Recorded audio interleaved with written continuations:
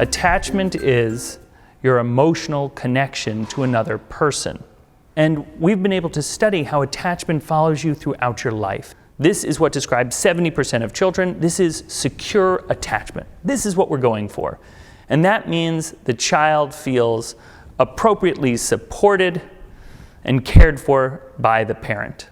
How do you give affection and comfort to your kids? The first thing that comes to mind is we meet our kids where they are at. If our child is cold, we give them a coat. If our child is hungry, we give them food. If they're tired, we help them get to sleep. We meet our kids where they're at. Now, there are kids who don't like as much physical affection. Kids who don't like a lot of physical affection, they still need proximity. They need to know that their parents are close to them. But what kids really want from us is they want our attention. Kids love attention. But kids are not mini adults. And tonight I'm going to help you understand how to give kids the kind of attention they most want. I'm going to try to talk you into becoming really wonderful play therapists. Because I want you to learn how to give positive attention. See, kids don't care so much. Kids love negative attention just as much. Kids love it when you're wagging your finger at them and you're screaming. They're like, this is awesome. I've done it again. I control them. How do you give really positive attention to a kid the way a kid likes it? To securely attached adults. They're more likely to seek support from others. They're more likely to compromise in conflicts. They're more likely to have good self-esteem, less upset in the wake of stress. All of this makes sense if you have really secure attachments. But why are they more likely to practice safer sex? That's a really interesting thought. Why are adolescents who are securely attached more likely to practice safer sex? What do you think? If you're really secure in yourself and in your attachment to somebody, and you're not afraid that they're going to run away if there's a problem, then you're okay saying, we need to put on a condom. But if you think the other person is going to dump you the second you say you need to put on a condom, then you're not even going to suggest wearing a condom. The happiest 10% of people live an average of 7 years longer. Why do you live an average of 7 years longer if you have really good relationships? They've found that people with really good relationships seem to be more conscientious. Conscientiousness is one of the highest qualities for good health. When you care about other people and they care about you, you're more likely to care about yourself. We go to our children, we say, how was your day? And they go, good. And you go, no, what happened? Who did you talk with? What did you do? And we ask these questions every night, and our kids never give us a good answer. Because our kids are exhausted at the end of the day, and they don't want to be bombarded with questions. Think about how you feel when you're at a party and somebody comes up to you and says, where do you live? What do you do? How much money do you make? You don't feel good. Our kids are really sensitive to that. Questions are moments to fail. They're opportunities to fail.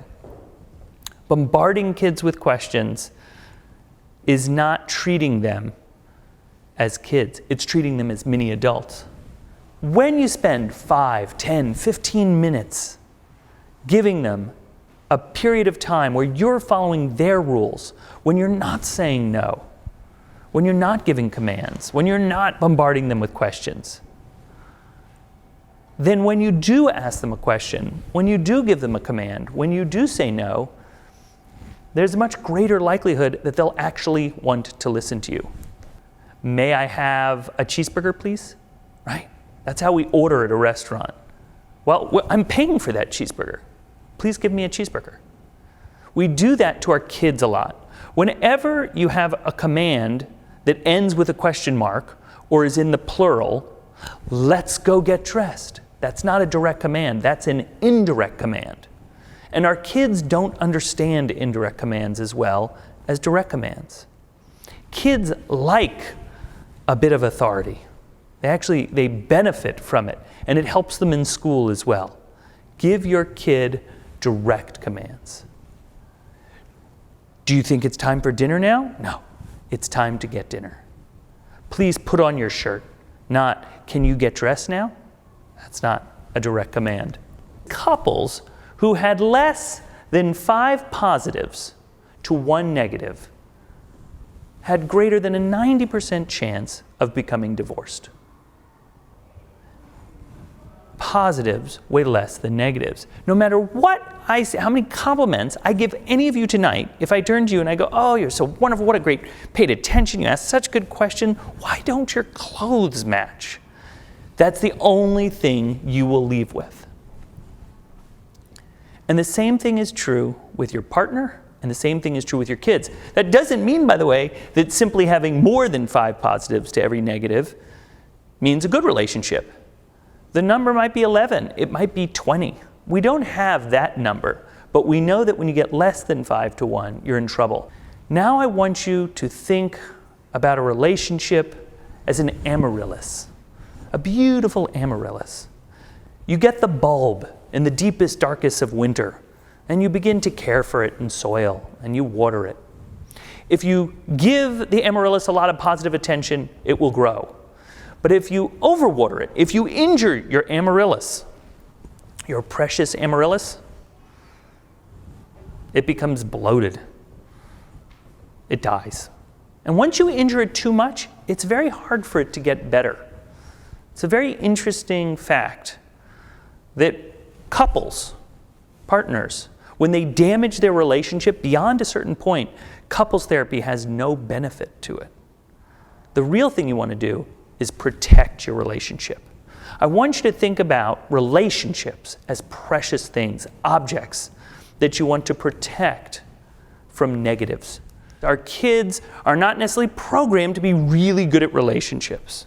That's what we're going to help give them. We're going to help give them relationships. We're going to teach them about relationships because relationships are the most highly correlated thing that we know of with well-being. There's nothing that beats it. Great job is only the beginning of a sentence. It should always be, great job cleaning up your room. Great job cleaning the table so well. It can be, great job following my directions. It really makes me happy when you follow my directions. You can give as much praise as you want, particularly when it's labeled. But it's got to be labeled. Anytime you're showing your kid that you're really paying attention to them on their level, they will appreciate it. Those are the pride skills: praise, reflection, imitation, description, and enthusiasm. Escalation is one of the major danger signs. How do you protect yourself against escalation? You pick what your measures are. The next time this happens, I think I'm going to do better. That's what I say. I judge myself a little bit, and then I say next time, and there will be a next time. That I'm certain of. But next time, maybe I can do a little better. Escalation, invalidation, negative interpretation, withdrawal. The idea that you can be looking out for these danger signs. Whenever your conflict is being overwhelmed by these danger signs, it's not good conflict. You're injuring that precious relationship. When you can look out for these, when you can help your kids be aware of them, you are teaching them the skills to have relationships last longer and be happier. Forgiveness is something you can teach to your kid. You can teach your child, our children, how to have really good conflict. You can teach our children how to have better relationships. You can work on your own relationships. You can work on your own communication skills. Your kids are always watching you. Nothing beats your modeling. There's an idea, there are those people who say, I grew up, I never saw my parents fight. That's a big mistake. You want to have conflict in front of your kids so you can show them how to have good conflict. You just want to make sure it's that conflict without the danger signs. I would love for you to take one thing from this class. I'd like you to take one thing and try it out. Whether it's the PCIT skills or figuring out which of the danger signs you have the most trouble with. Because if you can improve your danger signs, or if you can show your kid better attention, you're going to be developing greater attachment with your child. Take one thing, see how it does, come back next time. Tell me how it goes. Measure the change. That's how you change habits. Thank you so much for coming out on this dark night. Thank you.